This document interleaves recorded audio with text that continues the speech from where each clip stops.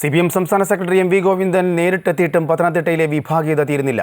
പുതിയതായി തിരഞ്ഞെടുക്കപ്പെട്ട കൊടുമൺ ഏരിയ സെക്രട്ടറിക്കെതിരായിട്ടാണ് ഇപ്പോൾ പാർട്ടിക്കുള്ളിൽ കലഹം.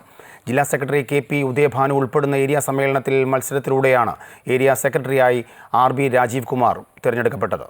പുതിയ ഏരിയ സെക്രട്ടറിയായി മത്സരത്തിലൂടെ തിരഞ്ഞെടുക്കപ്പെട്ട RB രാജീവ് കുമാറിനെ കൊടുമൺ ഏരിയ സെക്രട്ടറിയായി ഒരു വിഭാഗം പ്രവർത്തകരും അനുഭാവികളും അംഗീകരിക്കുന്നില്ല എന്നതാണ് പത്തനംതിട്ട CPMലെ പുതിയ പ്രശ്നം. ഏരിയ സെക്രട്ടറിയുടെ തിരഞ്ഞെടുക്കലിനു ശേഷം സമൂഹ മാധ്യമങ്ങളിൽ രൂക്ഷമായ വിമർശനങ്ങൾ പാർട്ടി പ്രവർത്തകരിൽ നിന്നും അനുഭാവികളിൽ നിന്നും ഉയർന്നു കഴിഞ്ഞു. പാർട്ടി നേതൃത്വത്തിനെതിരെയും ഫേസ്ബുക്ക് പോസ്റ്റുകളിലൂടെ വിമർശനമുണ്ട്. ഫേസ്ബുക്ക് പോസ്റ്റുകൾ ഇട്ടവരിൽ CPM പഞ്ചായത്ത് അംഗവും ഏരിയ കമ്മിറ്റി അംഗവും വരെ ഉൾപ്പെടുന്നു. ഇന്നലെ കഴിഞ്ഞ കൊടുമൺ ഏരിയ സമ്മേളനത്തിൽ സെക്രട്ടറി സ്ഥാനത്തേക്ക് കടുത്ത മത്സരമാണ് നടന്നത്. ജില്ലാ സെക്രട്ടറി KP ഉദയഭാനുവിന്റെ ഏരിയ കമ്മിറ്റിയാണ് കൊടുമൺ.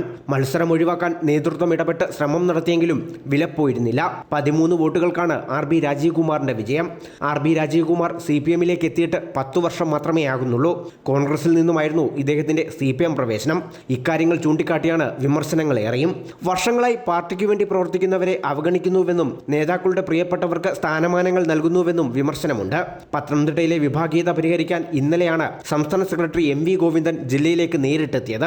തിരുവല്ലയിലെ വിഭാഗീയത തീർക്കാൻ ശ്രമം നടത്തി സംസ്ഥാന സെക്രട്ടറി മടങ്ങിയതിന് പിന്നാലെയാണ് അടുത്ത കലഹം പൊട്ടിപ്പുറപ്പെട്ടിരിക്കുന്നത്.